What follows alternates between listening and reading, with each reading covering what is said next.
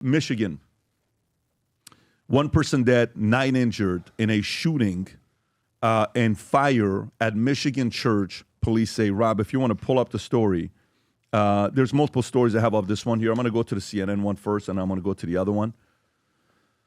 Can you imagine all you want to do is go to church, and all of a sudden you're there, and at least 4 people were killed. This is the latest update I'm reading. And 8 others were wounded in a shooting at Church of Latter-day Saints in Grand Blanc Township, Michigan, police said. Authorities say gunmen rammed a vehicle through the front of the church during a large service, began shooting, and then intentionally set a fire that grew into a large blaze. Officers exchanged fire with gunmen and killed them, according to police. Investigators haven't identified the man as Thomas Jacob Sanford, a 40-year-old from the nearby city of Burton. The FBI is now leading the investigation into a deadly shooting and suspected arson at a Michigan church. Bureau is investigating the incident as an act of targeted violence, according to Reuben Coleman. Rob, if you want to play the clip. This is from inside the church as the shooting took place yesterday.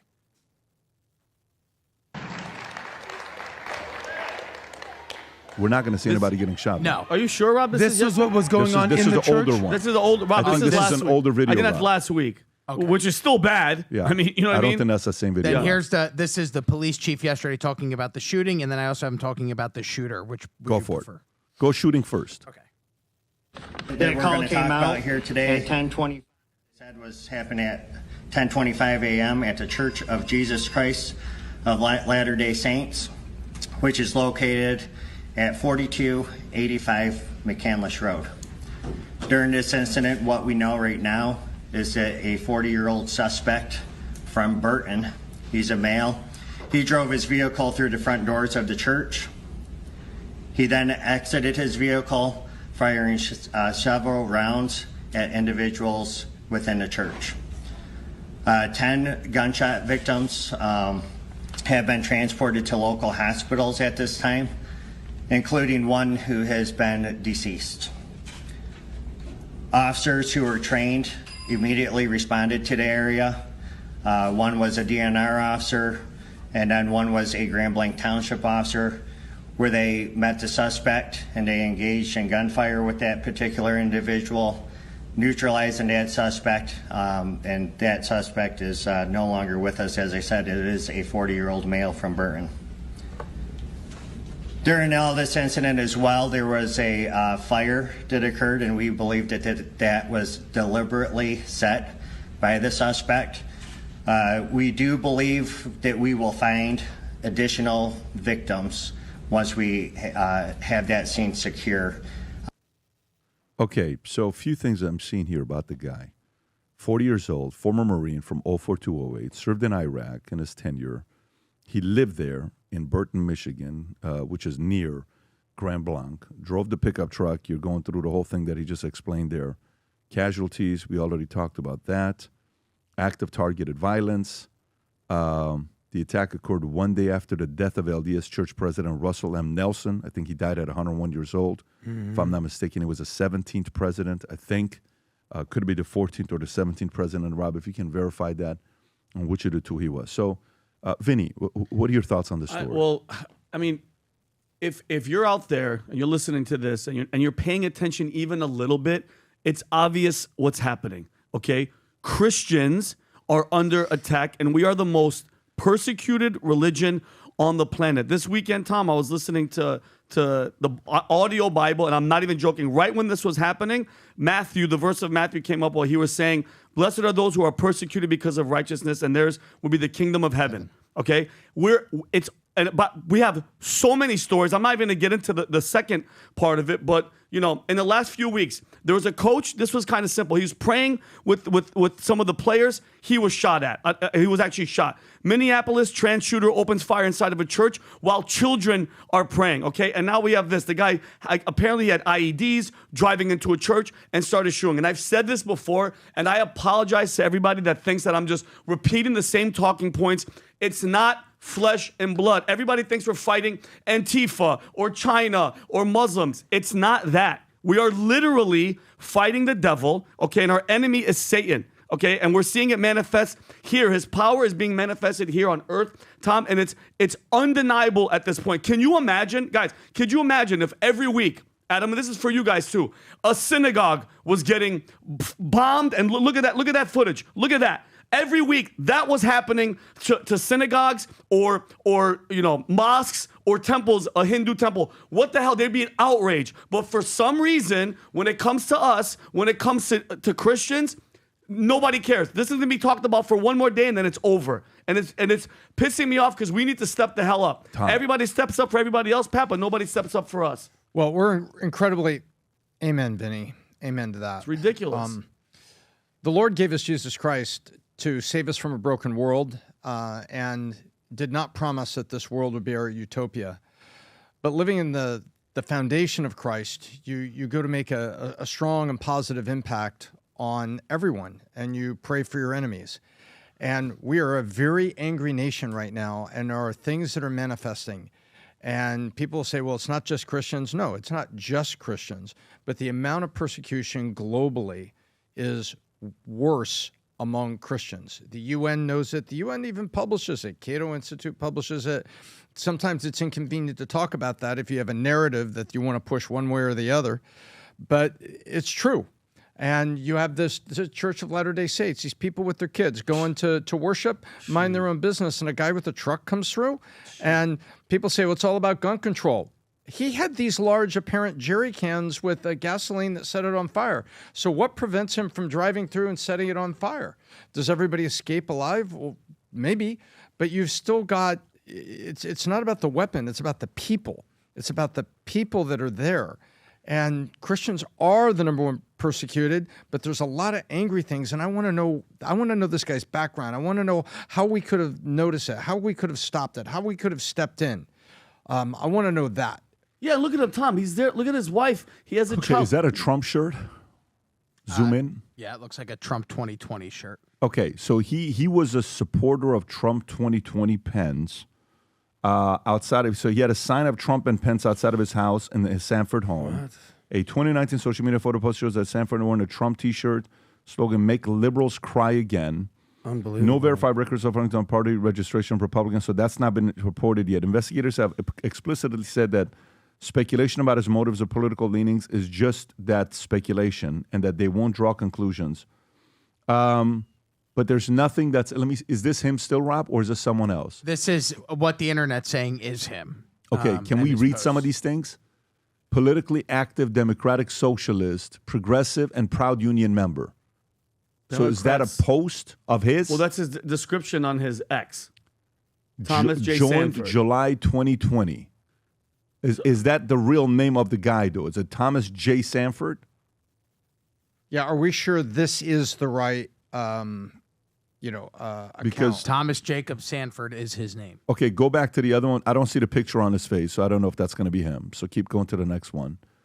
Grandma Iraqi killed, has a Stop Trump sign at his house. Stop Trump sign at his house. Okay, Stop Trump sign at his house. Yeah. So not a pro-Trump sign at his house. No, keep going. Okay. So it was a Trump-hating liberal. They tried to scrub his Facebook, but they weren't quite fast enough. So never support a president who has IQ is 30 points lower than yours and failing. And he was talking about Trump. Okay. So then what is that other picture that people are posting? Okay. What is that one? The one right there with the Trump shirt on. Is that the same guy? Zoom in a little bit more on the shirt, Rob. See if you can. Trump that posted Yes, the says picture of him? liberals cry again. 2000. See, that doesn't add up. So wait, in 2020, he joined and he's saying he's a progressive Democratic. Yeah, Maybe none that's of it not makes sense. Maybe that's not a And shirt I honoring love, Trump. Pat, I love Well, how hang they, on, go back to there's something in here. Look at his, if this is the right account, there is a pinned tweet. Pat, take a look at this pinned tweet, Rob, because you go to that. You just had it a minute ago. Yeah, if this is correct, on 2021, a single $1,400 payment when the unemployment system owes me over 10 grand to show no remorse for cheating me. I'm underwhelmed. So he appears to be upset if this is the correct account. We all got to be very careful with this. If the news media is publishing this as the correct account from Eau Claire, Wisconsin, okay. But it appears that there's some anger. He's wearing a Trump shirt that says 2020, and there sure appears to be some like anger at the system. You see that, Pat? Like I've been cheated or something's going on. Democrat, socialist, progressive, union member. So that there are. He seemed to have donated to Blue numerous times. So he donated to Blue Political Action PAC $192. 1, 2, 3, 4, 5, 6, 7. Rob, what was the actual handle? 8. Thomas what? About 12 times he donated to the Democratic Party, if that's the same person we're talking about. Let me see his handle. I think it was like Thomas J, like the account that you had up there, Thomas Rob. J. Sanford 1. Thomas J. Sanford 1. Thomas J. Sanford 1. If that account is still up. Let's see if they have it. And we say allegedly, but It's this not the is same what the face. police is indicating. Well, it's either him This without is a the beard. man. Like it might be him, people without a beard, maybe. No, it but doesn't that's not look the same nothing guy. like the guy. Yeah, see, there we go. That's doesn't what we look do. nothing This guy like works the for guy. PTI Professional. Yeah, and he has a Ukraine flag. No, this doesn't isn't look the same nothing guy. like the guy. So here's the part. We don't yet know guy's where from where Wisconsin. he's at. Okay, Sanford, Rob. You put a D in there. There wasn't a D. It's a San. You put Sanford. Yeah, in fact, Sanford. Just to clarify, yeah, you're right. This guy's from Wisconsin. That's not the same guy. not the same guy. No, it's not. So again, more details will come about this. There's another story talking about that, it could be a former member of the church that had a bad experience that was going after that. I don't know if the guy was LDS or not, but there's a lot of different stories that come up with this. Adam, your thoughts on this? Yeah, well, I can't believe I need to say this, but political violence or religious violence has no place in America. We just saw what happened with Charlie Kirk. We've seen multiple situations where places of worship, whether it's this LDS church in Michigan, whether there's the Catholic church in Minnesota, there's the synagogue in Pittsburgh, whether there's a Sikh temple. This seems to be a common theme here. It is incumbent on our cities, on our police forces to protect the most vulnerable. The places of worship and schools and social gatherings should be just that. They should not be crime scenes. And it's becoming all too common that it's crime scene at a church, crime scene at a school, crime scene at a public gathering. And at what point is say enough's enough? So churches, Rob, I sent you some data. America has becoming more secular and secular and secular over the last few decades. And there seems to be at least a pause in people becoming less religious, less Christian even. Here's a I don't know if you have this stat right here, but since the shooting of Charlie Kirk, more people have gone back to church. I think we need more of that in America today. The biggest challenge that churches have, whether it's churches, whether it's synagogues, whether it's mosques, we can keep that separate, is at one point you want to get people to come in, but how do you keep the bad people out? At this particular church, Latter-day Saints, I guess LDS is known for saying, visitors welcome. They want people to come in and experience church. That's every church, though. That's my point. But they want people to come in and experience this. But how do you keep people like this out? That's such a heavy question that you have. It's not. You're not going to be able to do it because what do churches say? Anybody's welcome. Mm-hmm. The most broken people are welcome because they come in, they get on their knees, and they give their life to Christ, and you can be forgiven. That's the part that some other religions and denominations have a hard time with Christianity, where they say, we've had this conversation before. You mean to tell me I can go do X, Y, Z, and I can come and accept Jesus Christ, my Lord and Savior, and if you truly believe it, and if it's coming from your heart, that's what makes this, as unique of a, faith that it is. When it becomes, you want those folks to come. But to me, this is, I want to know more. I can't stand hearing stories like this because the last place people need to be worried when they go to is the church. Mm-hmm. That's where you need to go and sit down, pray, go through whatever phases you're going through. I mean, listen, the weekend when the Charlie Kirk assassination happened, that was like the last weekend, folks. If you ran a church, that was not the weekend to be asking for money and to come out and say, hey, we have a $28 million building project. Oh, man. Some people did that, believe it or not. And that's like the wrong weekend to do it. But, it's tragic. It's devastating. It's annoying. By the way, I don't care who he supported. He needs to be held accountable. Somebody posted something on Twitter. I bet they'll never bring this up. You're talking to the wrong group. We're not those guys that are not going to bring it up and not cover it. Whether he was or he wasn't, for a man to do something like this, you have issues. But I want to know more. I want to know every single thing about this guy's records, what church he went to, what happened with his family, what happened the week before, what happened 2 weeks before. And God willing, they'll find it. But terrible, terrible story. Adam. Let me just weigh in. So I think churches need to, and schools for that matter, need to do a better job of playing defense. You know, my point was you want people to come in, but at what point, at what price? This past week, it was the Jewish New Year, which is called Rosh Hashanah. And if you were going to go to temple, there's no way that a shooter is getting in there, because a temple at this point has become a full-on SWAT-driven security establishment. Good. Because the attacks on Jews that are happening. So my Christian friends need to take notice. You know, we talk about tolerance and don't take my kindness as weakness. They're coming after you, whether that's a certain type of people, whether that are atheists, whether that are anarchists, and Jewish people, for that matter, have learned the hard way.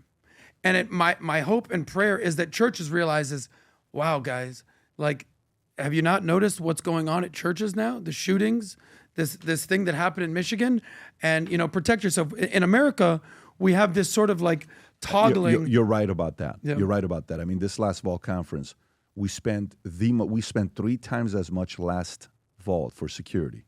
I don't know how many metal detectors we had. 10 lines. What do you mean? Of I was detectors. late because I was running through metal a detectors. It was taken long time to get people to come in, purely because of trying to get everybody to make sure that place was safe, so nobody had to be worried about. So yeah, but bigger budget of that has. You didn't have to worry about this 10 years ago, 5 years ago. No, this was like the last thing on our minds. But this is you have to do it today. And Pat, I have to be armed. Like you think I want to be armed at my church? No. I have to, because you know what? I'm taking it. I'm taking the responsibility. If God forbid something happens, guess what? I'm running towards the fire. Let me tell you, I was at a soccer tournament this weekend, and I was armed the entire time. You have to be. You have to be ready. And but thank God the way they set up the storm, there was cops everywhere. Good. I love the way they did it. There was cops everywhere. But you have to be. You know what they announced last week? Florida. Open carry.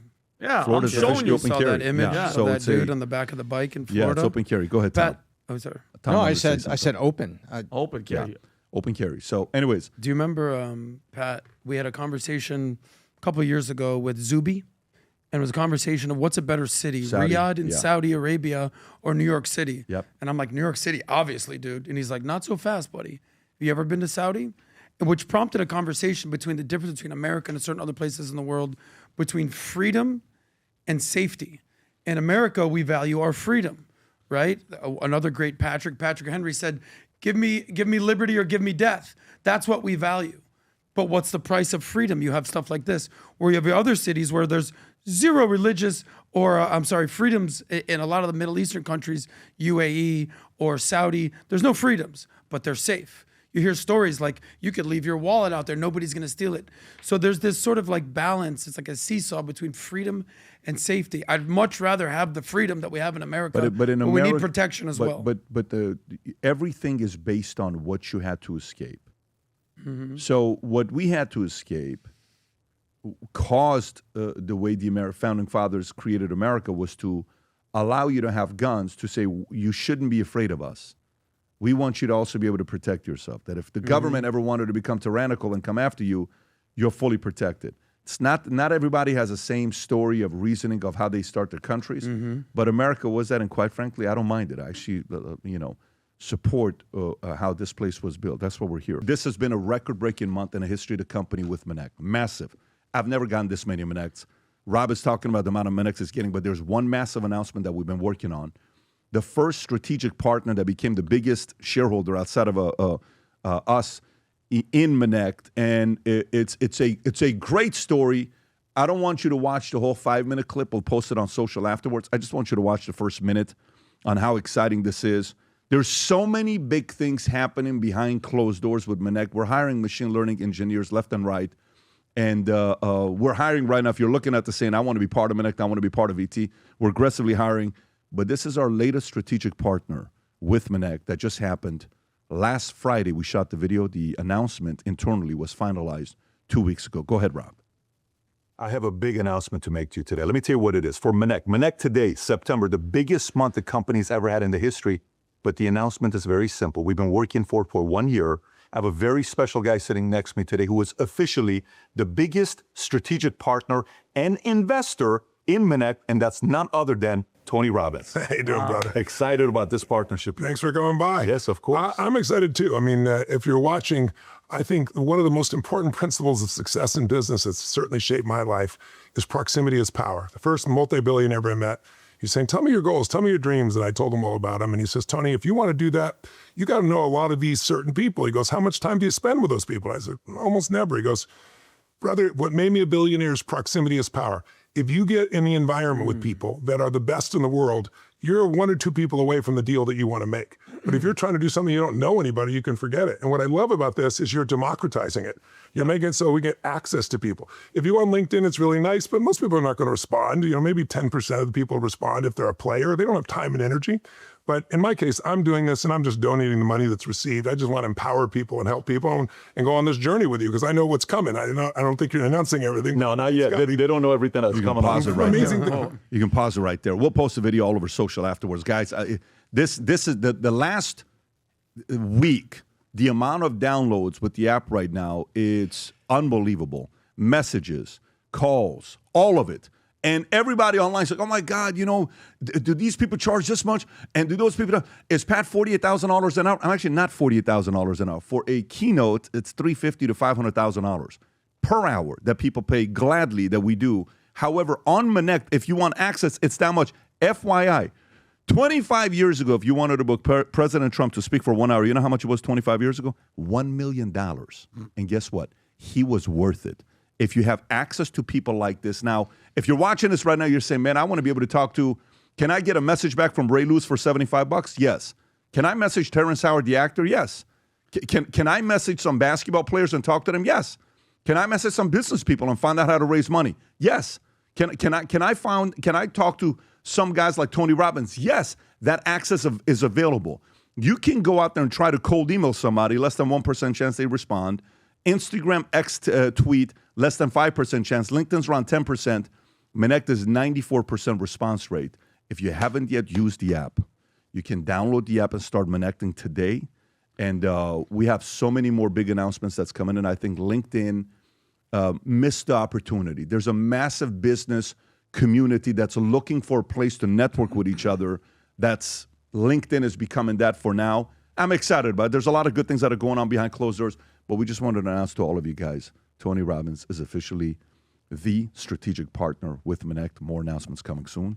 I'm excited about it. If you enjoyed this video, you want to watch more videos like this, click here. And if you want to watch the entire podcast, click here.